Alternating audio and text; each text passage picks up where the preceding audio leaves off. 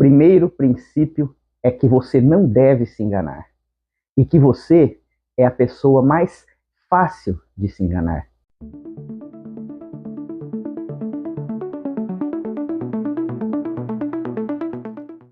Estamos no segundo episódio da série Reflexões capítulo a capítulo e eu vou continuar com O Ego é Seu Inimigo, de Ryan Holiday. Hoje eu vou para a introdução do livro, o qual nos alerta sobre o perigo silencioso do ego. O primeiro princípio é que você não deve se enganar e que você é a pessoa mais fácil de se enganar. Essa frase de Richard Feynman abre a introdução do livro O Ego é Seu Inimigo, de Ryan Holiday, e já nos coloca diante de um dilema fundamental. Será que temos plena consciência de quem somos? Será que enxergamos nossas próprias armadilhas internas? Hoje, a gente vai explorar a introdução dessa obra e, a partir daqui, a provocação, né? E essa introdução nos deixa direta. O ego já está nos sabotando. E na maioria das vezes a gente nem percebe. O que Holiday nos apresenta é uma verdade incômoda. Não importa onde a gente esteja na vida, né? Se estamos começando, se estamos alcançando o sucesso, ou se a gente está lidando com o fracasso, né? Se a gente está na aspiração, no sucesso ou na queda. O ego está sempre à espreita, ele é uma sombra, né? Ele nos impede de aprender, nos faz acreditar em nossa própria ilusão de grandeza, de importância, e nos distancia do que realmente importa. Vamos, nesse vídeo, né, tentar desconstruir um pouco essa ideia e analisando os trechos mais impactantes da introdução e refletindo sobre como a gente pode identificar e domar esse inimigo silencioso dentro de nós. Então, mais uma vez, né, aquilo de praxe, antes de iniciar, eu gostaria de pedir que assista ao vídeo, deixe seu like, assiste aos outros vídeos do canal, tá? Siga Virgílio, Unidade e Equilíbrio, deixe seus comentários e compartilhe com quem você acredita que esteja precisando dessa reflexão. Talvez você seja jovem e esteja transbordando a ambição. Talvez seja jovem e esteja em dificuldade. Talvez tenha ganhado seus primeiros milhões, assinado o primeiro contrato e talvez tenha sido selecionado para integrar algum grupo de elite ou até já tenha conquistado o suficiente para não precisar se preocupar pelo resto da vida. Talvez esteja chocado ao descobrir o vazio que encontramos no topo. Pode ser que tenha sido encarregado de liderar outras pessoas em meio a uma crise. Talvez tenha acabado de ser demitido. Ou, quem sabe, acabou de chegar ao fundo do poço. Seja qual for a sua situação, o que quer que esteja fazendo, seu pior inimigo já mora dentro de você. Seu ego. Tá aí um trecho da introdução, né? E essa passagem é um espelho poderoso, né? Percebe? Olha aí como o Holiday não diferencia quem está no auge ou quem está no fundo do poço, quem está na aspiração. Ele mostra que o ego não escolhe lados. Tanto no sucesso quanto no fracasso, ele cuida, ele age de se infiltrar e corrompe nossa percepção da realidade. Ele distorce a nossa percepção da realidade. Se a gente está na ascensão, o ego vai nos inflar. Ele vai fazer a gente acreditar que somos invencíveis. E tudo que conquistamos foi única e exclusivamente mérito nosso. Ele nos cega para os aprendizados e nos desconecta do que nos trouxe até ali. Por outro lado, se a gente está em queda, no fundo do poço, no fracasso, ele vai sussurrar, né, que somos vítimas, que o mundo é injusto, que devemos nos agarrar à nossa identidade passada e evitar qualquer responsabilidade sobre a nossa queda e o nosso fracasso. Ele vai nos diminuir, nos humilhar. O ego, ele se manifesta de formas diferentes, mas o objetivo do ego é sempre o mesmo: nos afastar do crescimento genuíno e da clareza de quem realmente somos. O ego, ao qual nos referimos com maior frequência, tem uma definição mais casual, uma crença doentia na própria importância, arrogância, ambição egocêntrica. Esta é a definição que este livro usará. É aquela criança petulante dentro de cada um, que prefere fazer as próprias vontades acima de tudo ou de qualquer pessoa. A necessidade de ser melhor do que, mais do que, reconhecido por, muito além de qualquer utilidade plausível. Isso é o ego. É o senso de superioridade e de certeza que ultrapassa os limites da autoconfiança e do talento. Então aqui ele delimita um pouco, né, do que ele vai tratar por ego. Não é uma visão psicanalista, né, ou da psicologia. É o ego mesmo como uma criança petulante, né, uma criança mimada dentro de nós, né.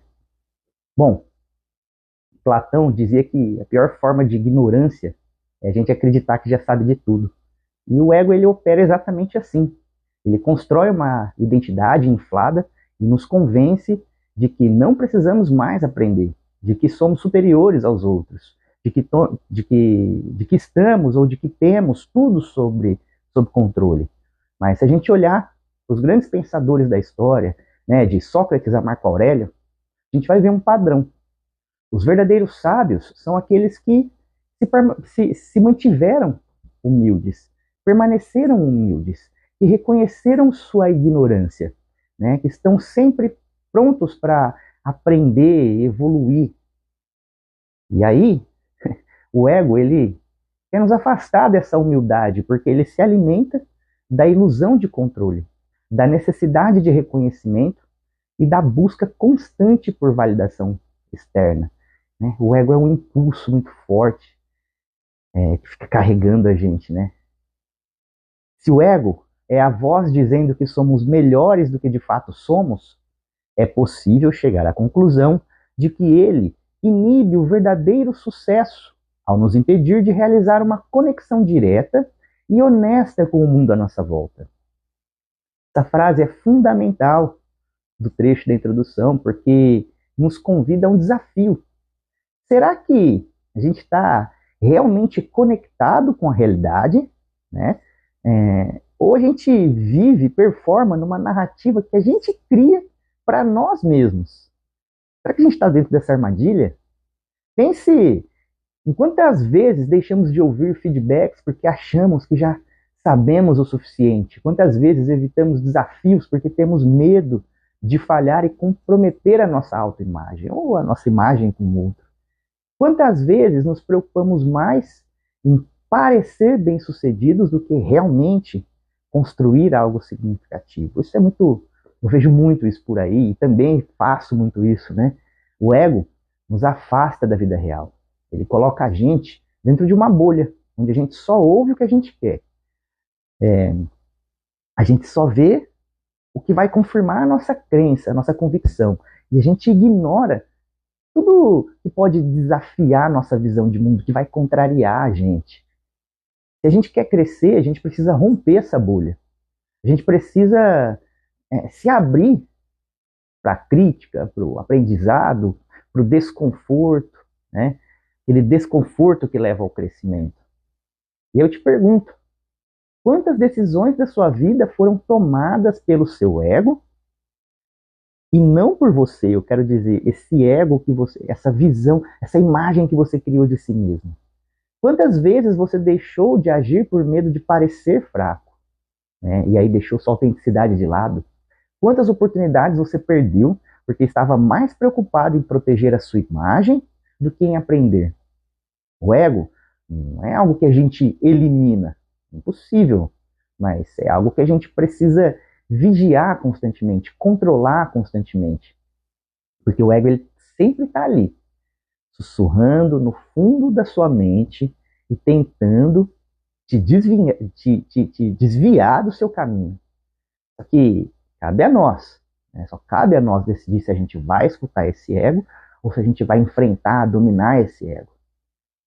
Bom, na próxima parte do livro, né, a gente vai tentar entender como que o ego sabota, né, como que o ego sabota a gente na fase da aspiração e como a gente pode construir algo significativo sem cair na armadilha dessa autossabotagem, tá? Eu vou partir para uma reflexão breve aqui com vocês, que a introdução deixa para a gente. E antes eu gostaria de pedir mais uma vez, se você gostou, é claro, é, enfim, deixe seu like, curta, comente, compartilha. Vão ser 32 vídeos dessa série. Vai ser uma viagem interessante. E aí talvez eu faça todos os dias, talvez eu vá alternando. Isso aí vai depender um pouco do que, do que for colocado nos desafios diários aí da existência. Bom, já é instigante, né? Porque é a oportunidade que eu estou tendo de entrar de novo em contato com esse livro. E agora de forma mais profunda ainda, porque está me possibilitando refletir capítulo a capítulo, pedaço por pedaço, né? Então, eu faço a leitura, né? Cada pedaço vão ser 5, 6 páginas, às vezes 7. Então, está sendo gostoso refazer essa leitura, e dessa vez lendo mesmo, acho que dá um grau maior de profundidade. Então, aqui, né, antes de começar com a premissa do livro, né, em que Ryan Holiday ele separa, né, 3 fases do ego, na aspiração, no sucesso e no fracasso, né, como que o ego ele está sempre presente, ele já vai alertando a gente, ó, o seguinte, primeira coisa de tudo, o ego ele está ali, ele sempre está aqui te sabotando, fazendo você acreditar que você é mais importante, fazendo você buscar validação externa, fazendo você acreditar que as suas certezas e as suas convicções estão no topo, estão acima, fazendo você acreditar que está onde está por um destino, né, por um mérito seu, né, que o destino te coroou, né, fazendo você se inflar. E se você estiver na fase do fracasso, se você estiver no momento ruim, ele vai estar tentando te livrar da responsabilidade. Ele vai tentar te mostrar, fazer você racionalizar uma série de situações que te colocaram de vítima, tá? E aí, talvez numa perspectiva ainda pior, também te diminuir com relação ao seu tamanho de verdade no mundo, né? Então o ego ele é traiçoeiro, ele fica ali igual uma sombra, sussurrando e criando uma versão do que você não é. O ego digamos, uma reflexão que eu tenho a partir disso é que é o ego versus a autenticidade. A autenticidade é aquilo que você é verdadeiramente, a identidade. Né? É aquilo que depende de autoconhecimento, de busca. O ego é uma imagem criada, é uma, o ego ele te impulsiona, ele te traz ilusões, ele distorce o mundo para você e distorce o mundo e te distorce para o mundo. Né? Então o ego ele fica ali, distorcendo o mundo para você e distorcendo você para o mundo. E te colocando nessas armadilhas, nessa autossabotagem. E quando você está no seu melhor, ele, ele vai dizer, você é muito mais. E aí você vai perder a humildade. Quando você está na pior, ele vai dizer, a culpa não é sua. Ou você é muito pior do que isso. Então o ego ele fica ali te jogando contra você mesmo. E te impedindo de ser autêntico, impedindo de saber sua justa medida no mundo. E aí a outra parte importante é que ele vai definir bem o que é o ego, né? Não é o ego no sentido freudiano, não é o ego no sentido junguiano, né? Psicanalítico, psicológico. É um ego, ele vai definir o ego como se fosse uma criança mimada. Uma criança mimada e mal educada que está sempre em volta de você, ou querendo mais, ou buscando mais, ou te cobrando mais, ou fazendo você se vitimizar, agindo como vítima do seu lado, né? Imagina que esse ego que ele vai dispor aqui é um polo negativo da nossa autenticidade, né? Um ego meio, se eu puder dizer assim, é um ego meio narcísico, tá?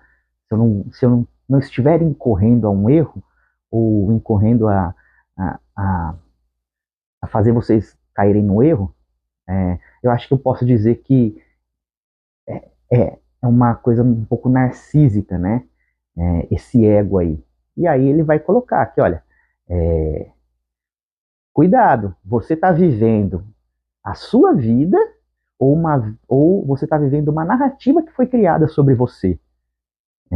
Você é de fato você ou você é refém de uma narrativa que você criou?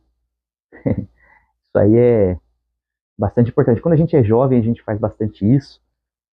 E acho que até na vida adulta a gente faz um pouco isso, né? A gente quer mostrar certas coisas para as pessoas e a gente vai perdendo a mão do quanto a gente vai se desconectando da gente mesmo.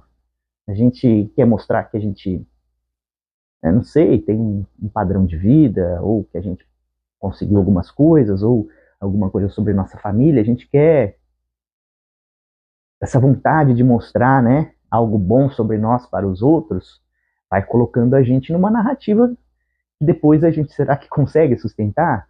Né, você foi promovido, né? Você comenta lá, poxa, tive uma promoção, foi legal, agora ganho melhor, tem uma certa responsabilidade. Aí você posta uma foto aí da sua família nas redes sociais, aquela foto bonita de família. De repente também você tá com um carro novo. Aí pronto, já foi criada uma narrativa sobre você. Família, promoção e um carro novo. Pronto, já tem uma narrativa sua pronta criada. E aí você se torna um pouco refém dessa narrativa. Porque aí você vai querer dar alguns passos mais autênticos na sua vida. Primeiro, será que você vai enxergar possibilidades de viver com autenticidade? Ou será que, num nível mais ou menos consciente, você vai performar dentro dessa narrativa que está posta? Que às vezes você deu vazão para o ego criar e você nem percebeu.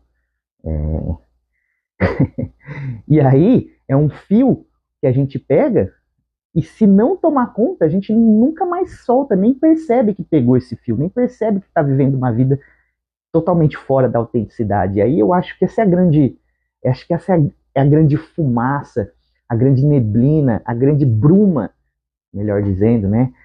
São as brumas da nossa existência, né? Que faz a gente ficar totalmente sem perceber a realidade à nossa volta, e aí a realidade dentro, nem a realidade fora, porque a gente entrou numa narrativa sem ter consciência nenhuma de que criou essa própria narrativa, ou deu vazão para o ego criar essa própria narrativa.